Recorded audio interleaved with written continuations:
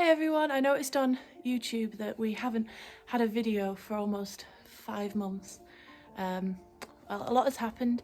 We've been to the Netherlands for Christmas and then we went to Ireland for 6 weeks. Had a few adventures there, but now I'm happy to say that we're back in the UK and ready to work on Rue.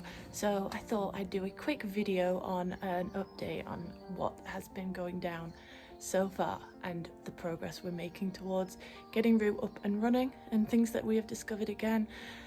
These classic Land Rovers are just full of surprises, as previous owners have made their own marks on them, and we're starting to find a lot of history is creeping out of the rust and the everything else. Thought I'd get out so you can see a little bit of what's behind me. So the steering wheel has come off, so although the engine's not running and there's no actual gearbox or anything linked up, it's definitely not going anywhere now without the steering wheel, unless someone has another car to tow it away with. No, just kidding. So yesterday we managed to pull Rue into the workshop. Behind me, Rue is now in our garage after a big mighty heave from Chunk, the Discovery 3, and one final push from me, Lawrence, and a lot of help from my little brother, who's only 10, bless him, but I don't think we could have got Rue in there without him. So there he is. This was filmed on a much brighter and sunnier day, but never mind, we've got Rue into the shed and we've given him a bit of a clean over. However, not much else is going to change apart from a bit of tidying up on the where the rust is concerned, but hoping to keep as much patina as possible.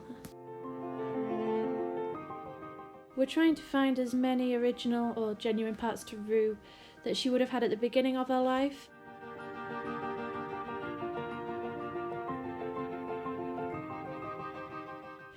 And that's like things like the seat covers you see there, the grille, lights, those are replacement headlights which are exactly the same as she already has.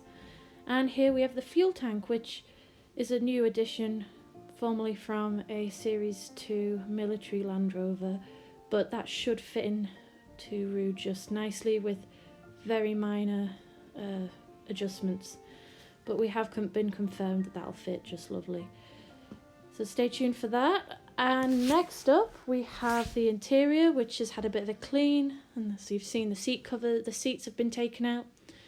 The steering wheel as well has been taken out by now, and the gearbox, which is not Rue's original gearbox but is in fact from a early 1948-49 series with a ring pull, which is not what Rue would have had originally. So we're hoping to take this out, and if it's working, we'll sell this gearbox and hopefully find one that is more suited to Rue's dates and manufacturing that'll fit right in there.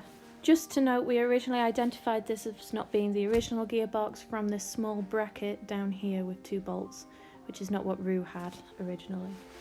Next up, we've already settled on what the exterior colour is going to be, which is keeping some patina with the original Dove Grey colour and moving the wheels to RAF blue. Now under the hood there is a new addition of a battery pack, which I think is going to be connected to a lot of these wires here. It all looks rather intimidating to me, and Lawrence is trying to explain it as best he can, but it's going to take more than one attempt. But yeah, I'm looking forward to, hopefully we'll get things like the windscreen wipers, the engine, everything kind of going eventually. We're going to try our best to get this engine running, but we have also had a think about whether to swap it out for a different engine, maybe a V8, but at the same time we're not entirely sure.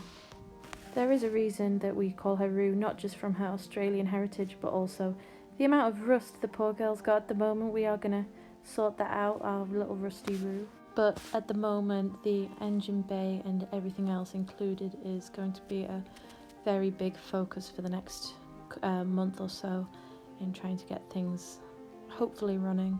Even if we get halfway there, it's definitely more of an improvement, especially now that Rue's inside. Back to the subject of rust for a second. That's not the only surface damage that Rue has. The old girl also has a few bullet holes in her bonnet, which we're going to have to either fill in or bend out at some point. At the same time, I would quite like to keep Rue's bullet holes as they are a part of her past, and at the end of the day, that's what makes these Land Rovers so special. One bullet did manage to hit the radiator on the inside, which a previous owner has already tried to seal up, but if the radiator's working, we are just going to keep that going. And that's everything we have to say now about... oh, yeah, that's a little mistake right there.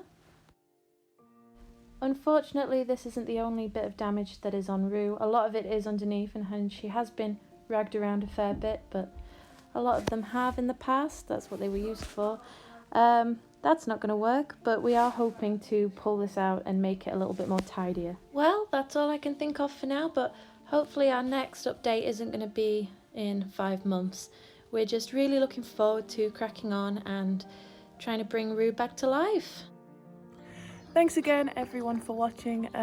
Usually Lawrence Panda the Landy is in these videos too, but he's busy sourcing some products elsewhere at the moment.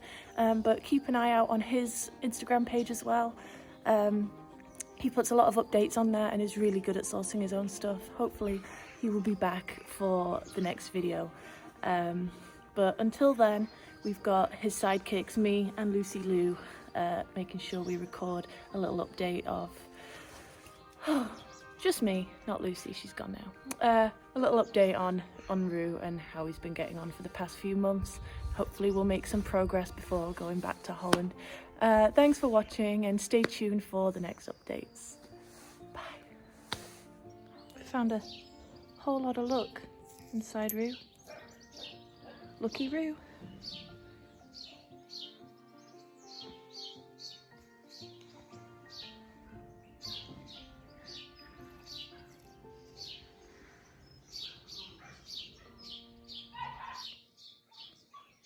Are you looking forward to Rue? Yeah.